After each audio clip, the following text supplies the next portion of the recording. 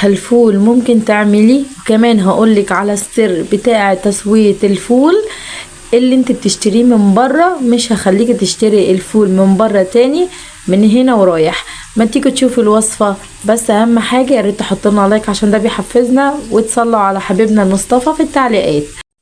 اول حاجه معايا هجهز نص كيلو من الفول البلدي. اهم حاجه ان انت تجيبي الفول البلدي عشان بيكون احلى من الفوليه التانية.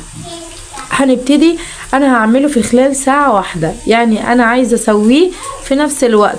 هروح نازله عليه بكسرولة من الميه المغليه او تغلي الكتل وتنزلي بيه وتسيبيها لمده ساعه لحد ما يبقى معاكي بالشكل ده.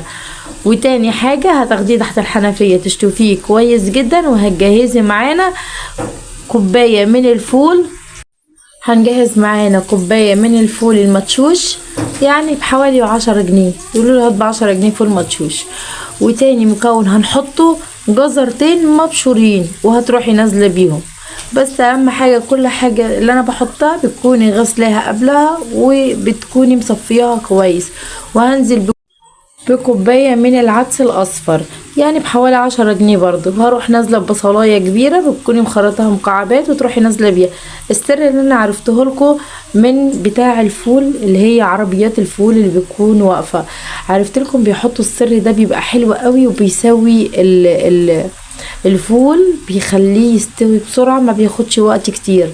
هو معلقة صغيرة من البيكنج باودر، بتحطي معلقة صغيرة عليها، وزي ما انت شايفه كده اول ما بتحطيه على النار بتلاقيه يعني بتلاقيه فار معاكي كده ماشي. بتسيبيه بقى كده، بتوطي النار بتخليه على نار سهرية معاكي من 2 ل3 ساعات وهو بيستوي على نار سهرية. ما بتزوديش اي مية تانية.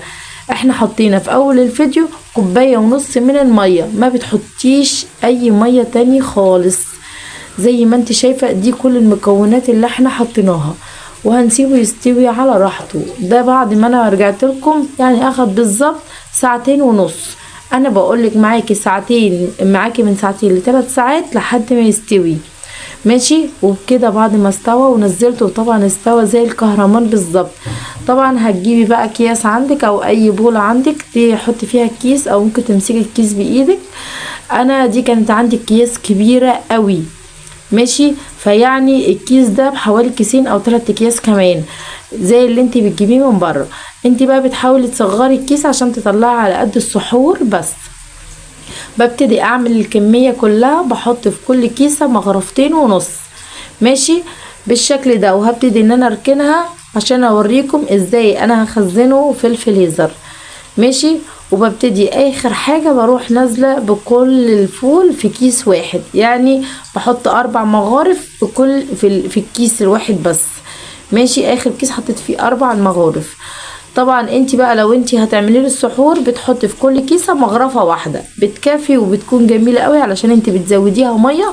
انا مش مزوداها مية خالص، انا مخليها تقيلة زي ما انت شايفة كده علشان مش عايزة اخلي زحمة عندي في الفريزر ماشي. انت بتطلعي وتزودي نص كوبايه من الميه وتلاقيه معاكي خف كده وكأنك والله جايباه من بره.